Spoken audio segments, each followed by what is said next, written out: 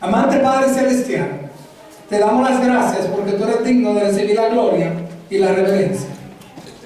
He aquí tu siervo, he aquí tu palabra, he aquí, Padre, lo que queremos predicar en este día de hoy.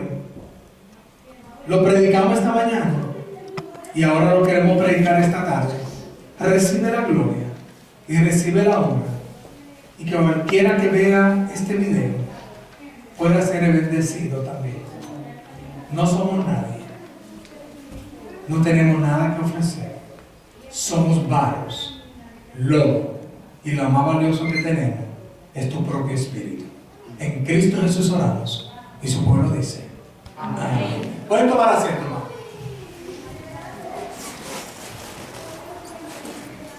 En este día de hoy, ustedes vieron cuál es la lectura.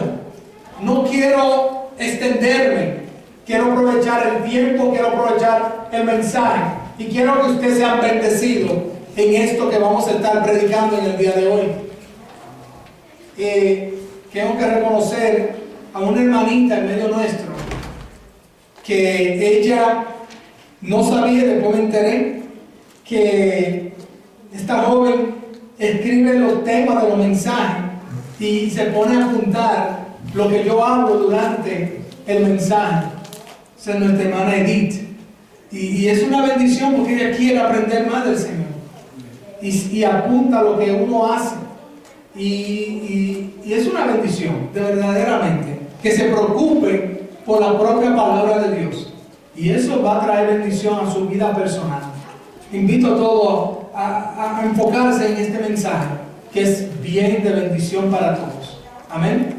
En esta tarde quiero hablarle de este punto. Como usted puede ver en la pantalla, escribí este punto. Pablo, el viajero y ciudadano romano. Las dos cartas de Pablo a los Corintios están separadas por un intervalo no mucho mayor de un año. La segunda carta quizás se escribió acerca del año 56 después de Cristo, desde una ciudad en Macedonia, la provincia romana, ubicada al norte de Grecia, y cuya capital era Filipos. Los pobres de Jerusalén, la iglesia de Jerusalén, parece que tuvo problemas financieros desde el principio, tal vez debido a que la ruptura que en el judaísmo hizo que los convertidos quedaran apartados de su familia y a veces perdieran también su trabajo. Pablo fue diligente en animar a las iglesias en Galacia, Macedonia y Corintios para ayudar a los hermanos cristianos judíos. La iglesia ejemplar que habla Pablo en el capítulo 8, versículo 1 de 2 Corintios es de Filipos, Tesalónica y Berea. Yo quiero hablarles de ustedes en esta tarde la verdadera mega church. A veces tenemos el concepto de una mega church, tiene que ser una iglesia grande, que quizá sean personas de recursos quizá mayor que el nuestro.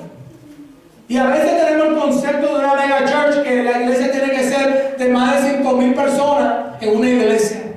Pero ¿saben que para Dios una mega church es este ejemplo que habla en 2 Corintios capítulo número 8, versículo del 1 al 9? Si usted quiere saber qué es una verdadera mega church, una iglesia poderosa, fijémonos versículo tras versículo, y usted va a encontrar que una verdadera mega church es aquella que dedica tiempo para el Señor y para su prójimo. Y entonces en esta tarde quiero que ustedes noten que nosotros estamos comprometidos con la verdad, y una de las verdades es que nosotros tenemos que dar a aquel que necesita. Tenemos que ser personas que seamos bondadosas, generosas con los demás. No podemos ser creyentes que creemos en Cristo, nos paramos en un púlpito, pero vemos el necesitado y lo dejamos pasar por alto y no extenderle la mano al que necesita. Estamos comprometidos con la verdad y con las acciones nuestras delante de Dios y delante de los hombres. ¿Cuántos ¿Cuánto dicen amén?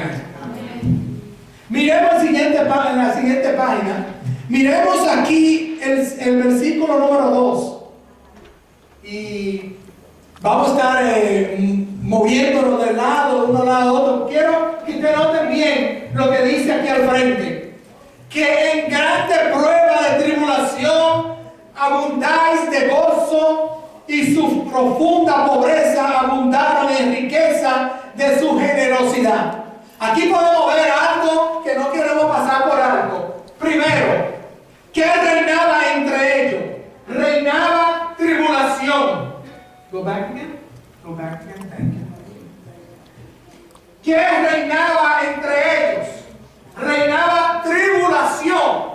Había tribulación entre ellos. ¿Por qué razón? Porque el pueblo romano, el imperio romano, hizo mucho daño.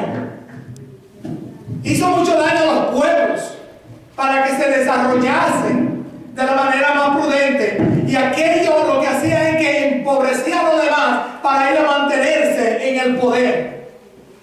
Para hacerle la historia corta, la iglesia de Macedonia, en la cual Pablo está hablando de ellos, de la forma que son ellos, de lo bondadosos que son ellos, de la forma que son ellos, le estaba hablando, mira, entre ellos reinaba tribulación, persecución. Y no solo eso, más adelante dice en la siguiente, que reinaba entre ellos, reinaba abundancia de ¿qué? De gozo. En medio de la tribulación reinaba el gozo. Para que ustedes noten algo, no solamente nosotros pasamos por momentos difíciles en la vida, sino que también la iglesia primitiva, la iglesia de Macedonia, reinaba entre ellos tribulación, pero al mismo tiempo reinaba el gozo. Vamos a seguir en la siguiente parte. ¿Qué más reinaba entre el pueblo de Macedonia, la iglesia de Macedonia? Reinaba profunda ¿qué? Pobreza. No eran ricos, eran pobres. Lo interesante de esto es que a pesar de que había tribulación, había gozo y había pobreza. Estamos notando algo, hermano. Que el tema de hoy, ¿cómo se titula? ¿La verdadera qué? La verdadera mega church. La iglesia fuerte. Son estas, en la cual, a pesar de la tribulación que estén pasando, hay gozo en medio de ellos. Y que no hace sentido. ¿Cómo puede haber gozo cuando hay tribulación? Pero saben que esta iglesia, a pesar de su tribulación, a pesar de su pobreza, y no dice cualquier pobreza, dice profunda pobreza, había que entre ellos gozo. Amén. ¿Y qué más reinaba entre ellos? En la siguiente podemos ver, reinaba entre ellos riqueza de su ¿qué? Generosidad. Eran gente generosa. Eran gente que, a pesar de su tribulación, a pesar de su pobreza, eran gente generosa con los demás. Aquí se puede ver un ejemplo de un verdadero creyente, que a pesar de las tribulaciones que uno pasa en la vida, siga con el gozo del Señor y nunca abandone lo que Dios te ha puesto en tus manos. ¿Cuántos dicen amén? Vamos a mirar el tercer versículo. ¿Cuál es?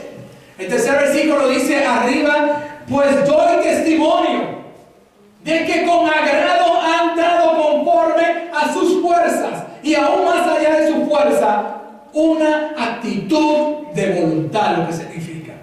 La actitud de ellos era una actitud que querían hacer buenas obras.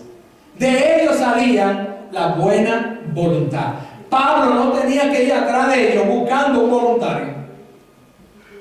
Pablo, cuando iba y decía las cosas, el apóstol Pablo, notamos que estas iglesias no tenía que ir atrás de ellos. Él solamente daba el anuncio y ellos, de buena voluntad, se esforzaban mucho más de donde más podían. Y muchas veces, hermano, lo que queremos decir con esto es que Dios quiere que tengamos voluntad en lo que está en nuestro alcance. Ahora mismo hay en nuestro alcance los grupos celulares, en los hogares. Tengamos voluntad para estar en medio. Tengamos voluntad para ayudar a los demás. Es verdad que en uno de los grupos de célula, los lunes, a veces había hermanos que no iban a la iglesia. Y hoy estuvieron en nuestra iglesia, gracias por la buena voluntad de nuestros líderes que van los lunes a los grupos celulares. Aquí podemos ver lo que Dios está haciendo en cada uno de nuestros familiares. Hay cosas que para mí no están en mi alcance. Y es verdad, tú tienes cosas que para mí no están en mi alcance, pero para ti sí. Y Dios quiere que en cada uno de nosotros tengamos buena voluntad. Hermano, lo más difícil, lo más incómodo que existe es tratar de arrastrar a una persona a que puedan hacer las cosas para Dios. Eso es lo más incómodo que hay. Pablo no tenía ese problema con la iglesia de Macedonia. En Corintios sí, pero no la iglesia de Macedonia. La iglesia de Macedonia era la iglesia ejemplar, que cuando él daba la voz, ya el pueblo estaba respondiendo. Y Dios quiere que cada uno de nosotros seamos así igual. Amén. Vamos a mirar el siguiente versículo, que hay algo bien interesante en esto. Miren lo que dice arriba. ¿Qué dice? Pidiéndonos con muchos ruegos que les concediese el privilegio de participar en este servicio para los santos. ¿Entienden eso? Él no tuvo que rogarle a nadie. Ellos le rogaban a Pablo: déjame a mí trabajar y ayudar al prójimo. Esa debe ser la actitud, que cuando hay una necesidad en la iglesia y que cada uno de nosotros escuchamos que hay una necesidad, pastor, yo quiero ser primero, pastor, yo quiero ser y ayudar, no sé, pero me paré yo antes que usted se parara a pedir. Esa era la actitud que había en la iglesia de Macedonia, que cuando se había una necesidad, el pueblo no esperaba que Pablo fuera de ellos, ya el pueblo estaba acercándose a Pablo para decirle: aquí estoy disponible, por favor déjame trabajar. Ellos le rogaban: déjame ayudar, déjame ser parte de ayudar a los santos. Lo que sucedía era que en el tiempo de Israel, cuando en la iglesia primitiva, cuando el judío se convertía al evangelio y se alejaba totalmente de lo que Dios no quiere que haga, los familiares se alejaban de ellos porque no querían seguir con ese familiar que se convirtió al evangelio. No querían acercarse más a ellos. La gente en el trabajo, cuando se enteraban que eran creyentes, los despedían de su trabajo. Entonces quedaba una profunda pobreza en medio de ellos. Tito está en medio de ellos recolectando fondos para ayudar a la iglesia de Jerusalén. Había pobreza, había necesidad, y Pablo no quería pasar por alto esa necesidad. Y entonces Pablo le habla a la iglesia de Corintio para que se fijen cómo las iglesias de Macedonia están actuando, ayudando, aportando en necesidad. ¿Podemos ver todo esto, hermano? ¿Cómo es que ellos se levantan a favor de ayudar? Esa debe ser la actitud de nosotros cuando hay que darle a Dios lo que es de Dios y a César lo que es de César. Esa debe ser la actitud de nosotros cuando Dios nos provee a nosotros darle a Dios. Dios me proveyó a mí la vida, me dio la salud. Déjame yo acercarme a Dios, déjame yo envolverme con Dios, déjame yo poner de mi parte para Dios, ya que el año apenas comienza y estamos en el mes de enero. Déjame hacer de mi parte delante de Dios. ¿Cuántos dicen amén a esto? El año apenas comienza, estamos comenzando. Entonces, hagamos de nuestra parte, seamos como la iglesia de Macedonia. Pero aquí yo no quiero terminar. Miremos el versículo 5. ¿Qué dice? Versículo 5 dice algo hermoso y es maravilloso. Porque aquí descubrimos qué es real.